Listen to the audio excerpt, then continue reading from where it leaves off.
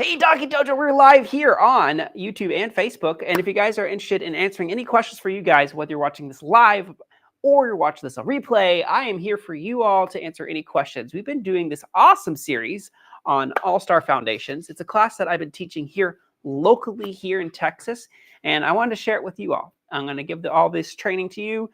I'm excited. It's going to be a great time, but I'm going to go ahead and stop here and say, hey, before I go any further, right now I've already filmed week 4. It's going to be coming out next week. I want to make sure as I dive into week 5 of the training, if there's any specific things that you guys are learning from the series or you want to see in the series, I definitely want to answer those questions. And so we're here live, and we're going to be doing some training with this guy here. He's left Mr. Tommy the Corgi. Now, Tommy is not my own personal dog. He is a dog that I work with and train with regularly. His wonderful mom, Kathleen Ramey, is amazing, and she has let me to use him in the training. You guys have been seeing Mochi on the live stream, on the videos, and I thought, hey, why not show you a different breed doing some of the same behaviors and answering any questions that you guys might be having here on the channel. Make sure that I actually can see the chat in the window. Perfect. And we are live, and let's do this thing. So canine fitness, let's talk about that. Let's talk about each of the principles. We have canine fitness, dog agility, tricks, obedience. Each of the principles we're doing in All-Star Foundations, and we'll tackle one of my favorites, which is canine fitness first. And I'm going to jump over here to this camera because it's easier for y'all to see what we're doing with this. I did this on my live stream just a second ago with TikTok. I'm on TikTok right now. Actually, I have TikTok side by side here. And I'm going to show it to you guys real quickly. So we have a few games we've done on the show or on the channel, and that is one is spin and twist, turning left and then turning to the right, making sure the dog's got that. That's great. What this will be used for in dog agility, for instance, though, is if we are asking our dog to do a rear cross and they're turning away from us. So right here, they're doing a rear cross and turning away. We want them to be able to learn how to do that. Or if we are doing a front cross, we can teach them to front cross as we turn too as well. That is really great for training. Now I'm going to pop over here to this camera. And those that are on TikTok, you don't get to see all the different camera angles, but on YouTube and Facebook you do, is that we are going to be working on not only spin and twist in front of us, or left and rights in front of us, but at our side as well. Hey, left. Yes, good boy. Ready, right. Yes, good boy. Super. And we're going to make sure they can do it on our side here. Left. Yes, good job. And you can use spin and twist. It's all up to you. Sometimes left and rights get confusing, right? Right. Good. I'll come back over here to the camera to show you guys what I'm talking about with that. Get here. Now, right, this is our thing, right? Left and right, left, right, L. That is not looking like a L, so this is our left, this is our right. It's so hard sometimes to get those things correct. Move this camera here. Awesome. And what we're going to do is we're going to make sure our dogs can do these things at the side of our body. Now, another canine fitness skill I want to make sure that you guys can tackle or handle is leg weaves, how to get our dogs to weave between our legs. So I'm going to go back over here to this camera. So we have two different scenarios with that. We can spread our legs a little bit further apart, asking for a weave. This calls for extension in the dog's spine. This is really good for wing wraps eventually, or weave pulls. What actually works really well for weave pulls is the other level of this, is putting your feet a little closer together and getting your dog to weave back and forth like this. Yes, good job. Awesome. So that is the different types of leg weaves or things that you guys could do to help your dogs with canine fitness. Some of that is also trick related. So those turns to the left, turns to the right, and the weaves between your legs, that's all tricks. So you got great canine fitness skills and great trick skills happening together at the same time. And you can use those to get your titles in AKC. And I have some questions here. Hey, Miguel, good to see you on here. And so if you are wanting to do Canine Fitness or AKC Star Puppy or AKC Trick Dog titles, these things are really important. But let's jump into, so we did some Canine Fitness and some agility skills, but maybe we could also jump into some other types of tricks. A trick I've never done, and I'm a little nervous about doing this with Tommy, but he's such a super rock star that I want to make sure that you guys get to see it firsthand how it all begins. Are y'all cool with us doing maybe a skateboard trick live right now? Would that be cool? It could go horribly wrong. Tommy's never done this before, but we're going to make it easy for him to be successful. You can use a pillow or anything, but I'm a big fan of using this Propel from Canine Fitness. It's a really great way. It fits right nicely under the skateboard. But what we're going to do is we're going to put it on top of the skateboard here. That way the skateboard will wobble a little bit. I'm going to move the camera so you guys can see. The skateboard's going to wobble a little bit, but the dog is still going to be able to jump on here and feel the platform. Search. And I'm going to lure him onto here. He's like, whoa, yes. Now, he just put his front paws on here, and it moved a little bit, and you can see him go, oh my goodness, what's going on? Search. That search cookie is also something we talk about. That's a great little reset tool. Yeah, super, awesome, big job, very good. Search, kind of throw it off the side there.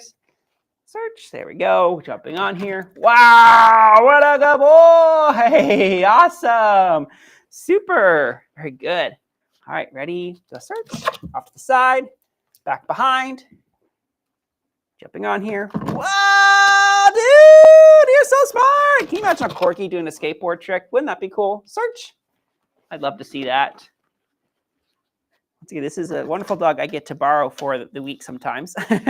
I love borrowing him. He's so fun. It's such a great dog, too. He's so animated. He's so sweet. Search. I'd steal him. Tommy.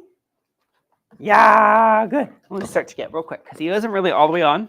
So a little less of a reinforcement. That's great about reinforcement strategies. Yeah. When he really tries hard, we can go up on the high reinforcement and make it so cool. So that's how I would start skateboard trick. If you guys want to know more how to expand on this, let me know in the comment section down below. We may bring Tommy back to move on to the next level or next step of that trick. But also, once again, Canine Fitness. It's not just about getting our dog to do. Canine Fitness is like sometimes overlooked a lot in our training because what happens so often is with Canine Fitness is that we want our dogs to do all these cool, awesome things with agility, dog tricks, and more. But like, for instance, like Sit Pretty, which maybe we could talk about here in just a second with Tommy. Sit Pretty takes a lot of core work for the dog. And they have to really know how to get that core activated before they can actually do a really solid Sit Pretty exercise. So what we're going to do is we're going to show you guys a little bit about that and how to get started with Sit Pretty. I'm trying to keep an eye on the comment section here. Got a lot going on at once. I underestimated how much is going on all at the same time with TikTok, Facebook, and YouTube. But I'm going to go ahead and take his nose and go straight up here and pull and lure up into here. Now, the other thing that we're going to need to help with Sit Pretty is a pretty square sit. See how he's like floppy sitting on his side? That's not going to, ooh, I could be wrong, but that's not going to typically work well for a good Sit Pretty behavior. So we'll talk about square sits in a bit. Yeah, super. Wow, I'm impressed with this guy. He is rock starring it. Oh my gosh. Dude. Yes, good boy. This is not what most dogs do right off the bat. Sometimes you're going to get like a little bop like that, like a boop, and then back down. Reward that behavior. They are just like us when we're doing like crunches and we're working on that core work. Dogs need a little bit of core work before they can like completely do like a plank or up and Sit Pretty. Yes, good job. Wow. But you can see right now how much he needs to not only have good core work, but a very strong back end with the rear end and how much those muscles are going to need to clamp down and tighten right here in the legs and hips and glutes for him to be successful with the sit pretty. So what are some other ways we can utilize canine fitness for that? Back again to the propel. You can use other things. You can use, I have this, oh, let's just do it right now. I have it somewhere. Oh, bummer. I used it in my training just recently, but you can use even just this like knee pad. Let's start with that since those maybe not have access to propel. You can use this knee pad at first, but you can also use like a rubber dog food bowl or feed bowl as well. But we're going to do a couple things. One, you can do front paw placement like this to get the dog up here and working on a little bit of weight shifting where the front of his body, which is pretty heavy, right? Especially a Corky, the head and the shoulders, all that weight in the front is going to need to be shifted to the back. And he needs to get used to that weight shifting to the back for sit pretty because everything's going to the back. With sit pretty, they're taking 50, 50, 50 on the front, 50 on the back, and putting 100% on the back end. So you need to make sure a dog is comfortable with putting 100% on the back end, utilizing climbs. Let me go and pull that out. So you can do that exercise with propel. Let me pull a climb out real quickly. So it was a fun little training. Oh, here's one right behind us. Where's the climb? I have so many. So this is a little tall for him personally, but nothing terrible. I'm going to pull this guy out. I like to tighten the legs. See how these legs are all like loosening here? Because you don't want this to be wobbly. If you have a wobbly climb, check your legs. A little tidbit or snippet. Or quickly on here. So I'm going to put this out here like this. And can I adjust the camera? Okay, up over here is good. I want to make sure I'm getting everything for everybody. So that's looking good for that camera, but it's not going to look good for this camera. So I'm going to pull this over here. Perfect. Hope you guys are enjoying this. If you have questions or comments, whether you're watching this live or replay, I'm here. I love this stuff. Okay, we're just going on the fly. I'm answering questions as it comes. We're doing good. But what we can do, same exact thing, right? We're putting a lot of weight shifting back into the back end and making sure that core and that back end rear end is getting the strength that it needs to do this. So we can go back into a sit, what's called a rock back sit. Sit. Sitting back, sit. And then we can have him explosively sit. Pop up here. Yes, good job. Now that's another exercise we worked on yesterday. It was a pop-up exercise where he gets all four paws up here. But this is really where we need to start with our sit pretty foundations and canine fitness for jumping, for dog agility, for on the opposite end, which isn't what we were going to do with this height for him for dog agility, but I could slant the climb to help him out with this. And that's what I probably do is you can do rear paws on here, front paws down. For a short Corgi like this, that's not going to look so great. And he'll never have a A-frame angle like that. So I would actually chop off these two legs here, unscrew them, and then have them on a slanted climb to practice that behavior. But all this stuff is so important. Like those that are struggling so hard to get their dogs to do certain tricks, these are the things you need to start with and think about doing with your dog so that they are successful for their dog trick, dog agility journey. And that's what we're doing. That's what All-Star Foundations is all about. Like I said in my most recent video, this is 16 weeks worth of material. I have more to give and more things I want to work with. When we get to the 8-week marker, depending on what you guys are looking at, I may start up a different journey with y'all on some handling foundations for dog agility. But in order for you guys to be successful in that, a lot of things I'm talking about in my video series right now are super important for you to be successful. Let's jump into some dog obedience. And we're going to use this little knee pad to help out with that a little bit. And one of the things that I've utilized with this little knee pad is paw placement when it comes to, actually, we're going to pop into camera 3 for everybody that's watching this on Facebook or YouTube. And you can see the toddler mayhem that is behind us. Yes, I have a toddler. Okay, we have about 2 more minutes left before I have to go pick up said toddler. But one of the things you can utilize is you can utilize this front little pad to work on paw plays. If you're struggling with your dog lining up at your side, oh, he wants to do it that way. That's fine. Search. you can actually, for him, he likes like this. We can actually use a search cookie, search. And instead of him curling in front of us, so many dogs want to work in front of us. You want him to also be comfortable with working at our side. And you can use like a pad like this to kind of work on that little walking journey. So we can actually start way back here, have him walk next to us, and then stop here. Yes, and reward that behavior. Good job. Search. And teach him to line up at our side. Sit. Yeah, good boy. Super job. Excellent. And this is all really great tools for you guys to be successful with your dog. And I said this in my live share at TikTok, and I'm going to really approach it real quickly with everybody here and why people are scared to use cookies while teaching your dog how to walk nicely on leash. And sometimes when people think about walking on leash with their dog, this is how it looks. Like we take our handful of food and we have a nice big old handful of food and we just do this with our dog, trying to get him to walk. And our dogs walk really nicely, but this is horrible for my back. I look like the hunchback of Notre Dame. Sorry, that's not going to fly with me. So put your treats in a treat pouch or in your other hand. Have them walk next to you. When they walk nicely next to you, say yes, and then reward them. I'm going to show you exactly where I would reward them. Let me go ahead and pull back to this camera here. I'm going to reward them. Search. Right. Tommy. I know that went under the climb. Tommy. I know. You're not going to get that. Right here. It's like, I am going to get it. Let me get this tweet. Tommy. Yes. Good. Search.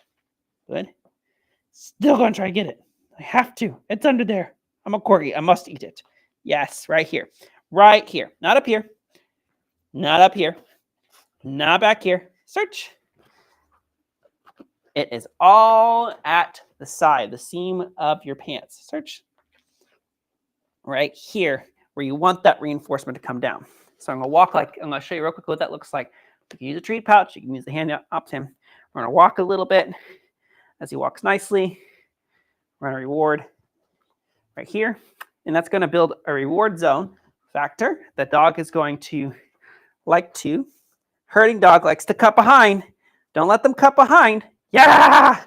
Let me show that again. Let's see if he does that again real quickly. That was super cool actually to see. A lot of the herding dogs, when you go to turn, cut, and then we're going to reward them or do something with that. No. We were on our left side here. Don't let those herding dogs cut behind you. That's a big thing for dog agility. It's something I learned like in the last few years. I just let my dog cut behind me all the time, and I'd ignore the behavior, which isn't necessarily wrong to do, but it's not correct. It's not right. Let me go back to here. Sorry. Something I learned recently in dog agility is that if you let them keep cutting behind you, and you're running and you're doing dog agility, you ask them to do something and they go do an obstacle behind you, that's going to be horrible. It's hard to fix later. Harder, I should say, fix later than it is right now. So when you're doing loose leash walking and your dog cuts behind you, do not ignore that. Try to get them back on the left, even if you turn your body multiple times like I did, to get them back on your left and then reinforce them without them cutting behind you. If they cut behind you to your right side, you don't want to lure them back to your left in front of your body. Try to turn around, get them back on your left, and reward them on your left. So they just realize that cutting behind you is slower. And that's why they're doing it. They're doing it because they think it's faster. They think it's more exciting and more engaging for them to cut behind you because they get to where you're going because you're turning to the right. They're like, oh, sure, I'll cut behind you and meet you part of the way there. No. We don't want that. We want our dogs to be very, very cautious or very understanding on where they need to focus in on us. So, awesome. Thanks for joining us here on the Doggy Dojo. I'm going to move this guy over here. If you have any questions or comments, I'm hoping that all this came through nicely. I'm hoping everyone could hear me. I'm not positive on TikTok at all if everyone could hear me, but it was a great, awesome time training with y'all. And if you guys have any questions, leave them in the comment section down below. As always, have some fun with your dogs, and we'll see y'all next time. Bye.